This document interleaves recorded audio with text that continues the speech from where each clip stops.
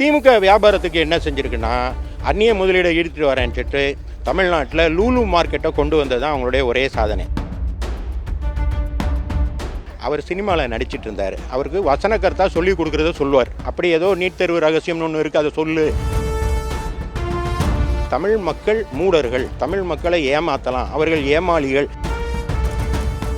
வியாபாரிகள் மகாஜன சங்கத்தின் சார்பில் நடைபெறும் இந்த மாநாட்டில் கலந்து கொள்வதில் பெருமை. வியாபாரிகள் கூட்டத்தில் கலந்துக்கிறதுக்கு அதிமுகவுக்கு மட்டும்தான் உரிமை இருக்குது. ஏன்னா வியாபாரிகள் இன்றைக்கி சிறு வணிகர்கள் இருக்காங்க இல்லையா, அவங்கள பாதுகாத்தது அதிமுக.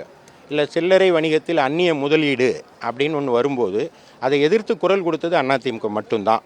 அப்போது இன்றைக்கு ஆட்சியில் இருக்கிற திமுக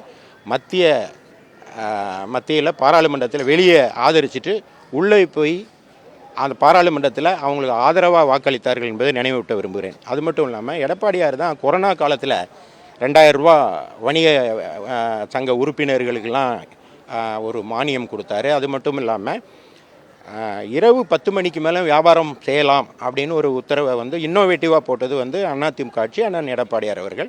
அது மட்டும் இல்லாமல் கொரோனா சமயத்தில் சிறு வணிகர்கள், அதாவது மக்கள் வாழ்வாதாரம் இழந்த வணிகர்கள் பாதிக்கப்பட்டுறக்கூடாதுங்கிறதுக்கு மாநகராட்சி மூலமாக தள்ளுவண்டி மூலமாக வியாபாரம் பண்ணலாங்கிற இதெல்லாம் கொடுத்தது அவர். எனக்கு தெரிஞ்சு அதிமுக தான் வியாபாரிகளுக்கு நன்மை செஞ்சுருக்கு. திமுக வியாபாரத்துக்கு என்ன செஞ்சுருக்குன்னா, அந்நிய முதலீடை ஈர்த்துட்டு வரேன்னு சொல்லிட்டு தமிழ்நாட்டில் லூலு மார்க்கெட்டை கொண்டு வந்தது தான் அவங்களுடைய ஒரே சாதனை. அது வியாபாரிகளுடைய வயிற்றில் அடிக்கும் செயல். எனவே இன்றைக்கி மதுராந்தகத்தில் அவர் கலந்து கொள்கிறார் என்று சொன்னால் அது வணிகர்களுடைய முதுகின் மேல் ஏறி நின்று அவர்களை வதைத்து தான் அந்த மேடையில் நின்று அவர் பேசுகிறார் வழியே அவர் வியாபாரிகளுக்கு எதையும் செய்தது திமுக அல்ல. ஓகே சார், இப்போ திமுக 4 ஆண்டுகள் நிறைவடைந்த 5ஆம் ஆண்டு அடியெடுத்து வைக்கப்படுறாங்க. அவர்களுடைய 4 ஆண்டுகள் ஆட்சி எப்படி? அதான் நாடே போற்றும் 4 ஆண்டு, இன்னும் தொடரட்டும் பல்லாண்டுனாங்க. அது நாடே தூற்றும் 4 ஆண்டு, இன்னும் தாங்காது 1 ஆண்டுங்கிறது தான் திமுகவுடைய ஆட்சியினுடைய நிலைமை. நீங்கள் பார்த்தீங்கன்னா எல்லா இடத்துலையும் அந்த குரல் எழுந்திருப்பதை நீங்கள் பார்க்கலாம். நீட் தேர்வு குறித்து கூட நீட் தேர்வு ரகசியம் எனக்கு தெரியும் அப்படின்ட்டு துணை முதல்வர் சொன்னார், அவங்க அப்பாவும் சொன்னார், முதலமைச்சரும் சொன்னார்.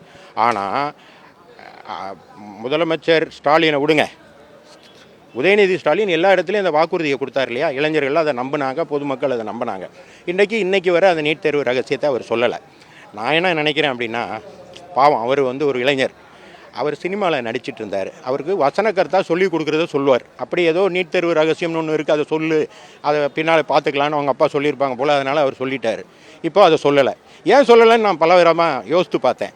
அவர் அவர் அமைச்சராக பதவி இருக்கும்போது ரகசிய காப்பு பிரமாணம்னு ஒன்று பண்ணி வைக்கிறாங்க இல்லையா, அப்படின்னா தனக்கு தெரிய வருகிற எந்த ரகசியத்தையும் வெளியே சொல்லக்கூடாதுன்னு ஒன்று இருக்குது. ஒருவேளை நம்ம அமைச்சராக இருக்கிறதுனால ரகசிய காப்பு பிரமாணம் எடுத்துக்கொண்டதுனால இந்த ரகசியத்தை சொன்னால் அது ரகசிய காப்பு பிரமாணத்திற்கு எதிராக போயிருமோன்னு அவர் தவறாக நம்பிக்கிட்டு இருக்காருன்னு நினைக்கிறேன். இதை விட இதுக்கு மேலே அவரை பற்றி நான் சொல்ல எதுவும் விரும்பலை. இப்போ என்ன சொல்கிறாங்க அப்படின்னா, நீட் விஷயத்தை எடுக்கும்போது நாங்கள் மத்தியில் வந்தால் பண்ணிடுவோம், அதிமுக பாஜக கிட்ட சொல்லி நீட்டை ரத்து பண்ணுங்க, அந்த மாதிரியான விஷயங்களை. அதாவது அந்த பொய்யிலே பிறந்து பொய்யிலே வளர்ந்த புலவர் பெருமானேன்னு அவங்க அப்பா ஒரு கவிஞர், வசனக்கர்த்தா. பிறகு இவங்ககிட்ட வேறு என்ன எதிர்பார்க்க முடியும்? அதனால் முழுக்க பொய், எல்லாவற்றையுமே பொய்யா சொல்கிறாங்க. நான் 2 விஷயம் சொல்கிறேன். அவர்கள் மத்திய அரசில் அங்கம் வகிக்கும்போது காந்தி செல்வன் தான் இந்த சட்டம்னு ஒன்று கொண்டு வர மசோதாவை தாக்கல் செய்கிறாங்க. காந்தி செல்வன் அப்போ அமைச்சர். அதை ஜிஓ எப்போ ஆகுதுன்னா, இவருடைய சொந்த அண்ணன், அதாவது அவருடைய உடன்பிறப்பு, கழக உடன்பிறப்பு காந்தி செல்வன் அமைச்சராக இருக்கும்போது, மத்திய சுகாதாரத்துறை இணையமைச்சராக இருக்கும்போது மசோதா, இவருடைய சொந்த உடன்பிறப்பு மூக்க அழகிரி இருக்கும்போது தான் ஜிஓ போடுறாங்க. அரசாணை அப்போ தான் வெளியிடப்பட்டது. அரசாணைங்கிறது எப்படி வெளியிடுவாங்க? மந்திரி சபையை கூட்டி ஒப்புதல் வாங்கி பண்ணுவாங்க. அப்போ எங்களுக்கு ஒன்றுமே தெரியாதுன்னு சொல்கிறது எப்படி இருக்குது? ஆக தமிழ் மக்கள் மூடர்கள், தமிழ் மக்களை ஏமாற்றலாம், அவர்கள் ஏமாளிகள் என்று நினைக்கிற கூட்டம் தான் திமுக. செய்திகளை உடனுக்குடனும் துல்லியமாகவும் தெரிந்து கொள்ள சப்ஸ்கிரைப் பண்ணுங்க.